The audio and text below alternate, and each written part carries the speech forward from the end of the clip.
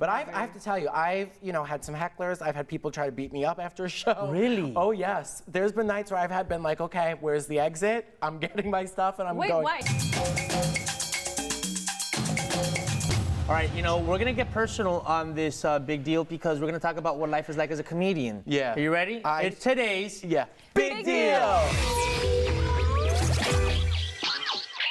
All right, so you're a comedian. You're an amazing comedian. I've you. seen you perform a couple of times. I've actually done a couple spot on your show. Yeah. I've had my days experimenting with getting into stand-up. I thought it was good for me. But let's talk about your experience. Sure. Yes. What is your life like right now as a comedian? I know they're flying you around to Miami. You're doing the Miami Improv. You're doing shows out here in LA. Yeah, it's an exciting time in my life right now. But I've been working really hard. I started doing stand-up when I was 17 years old. Wow.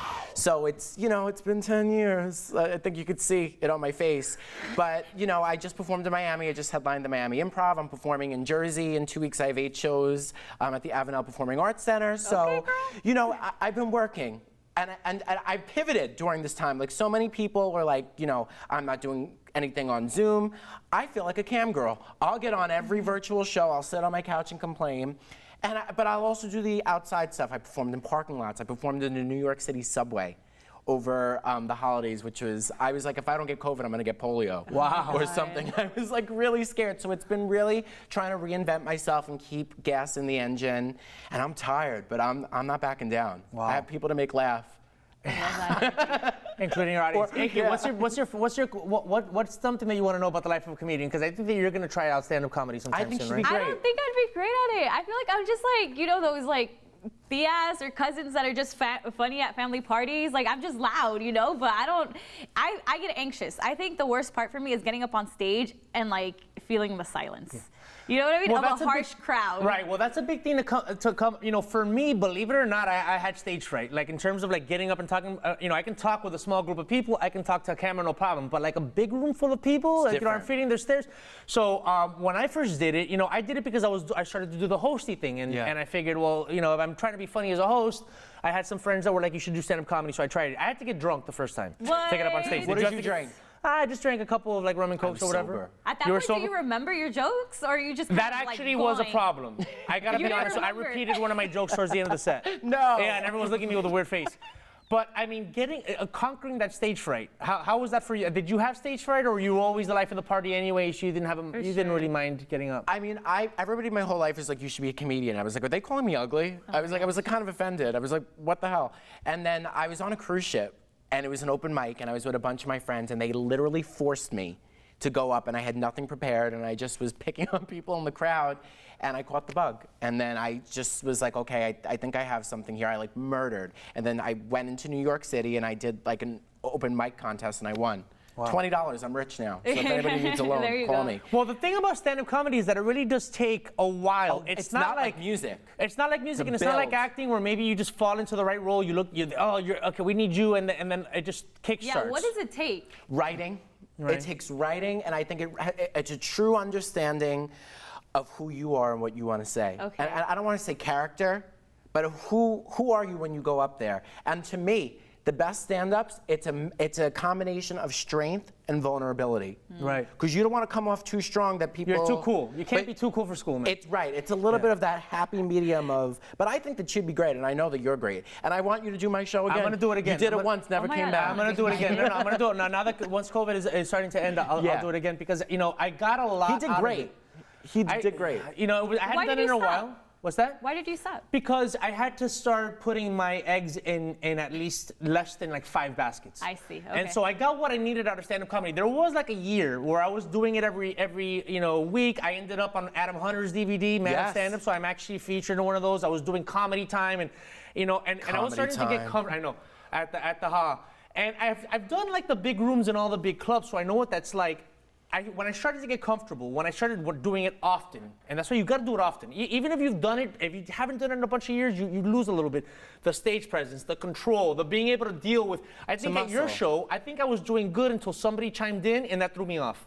I forgot how to get back into my act when somebody kind of shouts from the crowd. And I don't even think they were heckling. And that happens a lot, right? You were saying in Miami? Well, people in Miami, I mean, explain some of that. So I did these shows in Miami, and I think that some people who bought it ticket, thought it was a Q&A. Oh my God. And there An was open panel. Yeah. What? Can you imagine drunk like Caribbean people? That's exactly what it was. And there was a club next to the Miami Improv. Right. There's a club that's connected, so there was all these beautiful girls in the front. They were probably, texting their man or texting, God only knows who.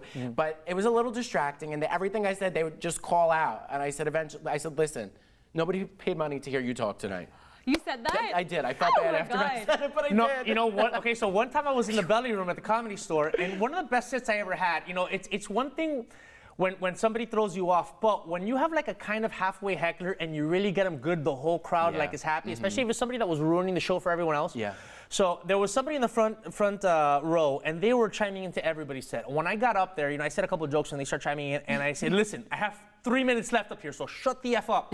Everyone loved it. And then after that, it was like whatever I said, people were just kind of like laughing. But people in the audience want to hear that. Yeah. Because they take control of the stage. We're on stage doing our time. They don't like it because there's some guys that get up there and they're too cool and they start picking on people. But if it's a heckler that jumps in on you, you have the license to get back at them. But if they've been doing it the whole show, especially you know what I mean? the audience sitting there like, oh my God, this lady again. Oh my God. This lady. But I have to tell you, I've had some hecklers. I've had people try to beat me up after a show. Really? Oh yes. There's been nights where I've been like, okay, where's the exit? I'm getting my stuff and I'm going. Wait, why? Is it because something you said or something I said? Or they were just haters? I think there was one time in New York, I forgot what I said, but this lady freaked out. And sometimes, there's homophobes or just certain things. I mean, I've been doing it. I almost perform every single night, consistently for like 10 years. So I've seen it all. But there has been some nights where I'm like, where's the exit? Has there, because I have seen, people in the audience and comedians have a tense moment where you think, oh, wow, something's going to happen afterwards. Have you ever seen a comedian actually get in a fight with someone from the audience afterwards? Who? Oh, yeah. Name names. I want to know. Where? It had to be at the Comedy I don't Store. want to say names. It was in Long Island. There was one night some lady tried to pour a drink on me. Wow. And she was like, had the drink in the front row, and I said, lady, if you pour that drink on me, I may jump off the stage like a squirrel monkey. Oh, I wouldn't have, but it scared her. She was like, he's crazy. I'm not going there. Well, the thing is that people in the audience are drunk, and you want them drunk because you want them laughing, but then there's the danger that they're so drunk that they're just going to start, being, crazy. Yeah. No, I mean, it's, I performed in Times Square for tourists, so you don't know where all these people come from. There's been people who've threatened people with, I have a gun. Now, this is the thing. This is where you pay your dues, okay? When you start off in open mics and you're not performing in front of a crowd that even wants to laugh, you're performing in front of 3 comics that are waiting to do that hate their life. Yeah. How do you and you're just saying jokes, you're performing very well, and it's just silence.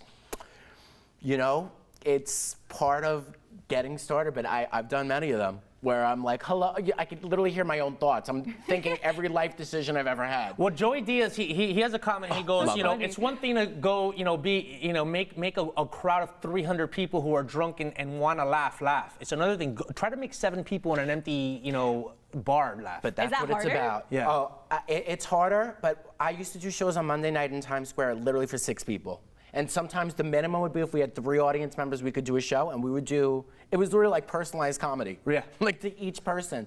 But, I think that those moments like that give you your chops.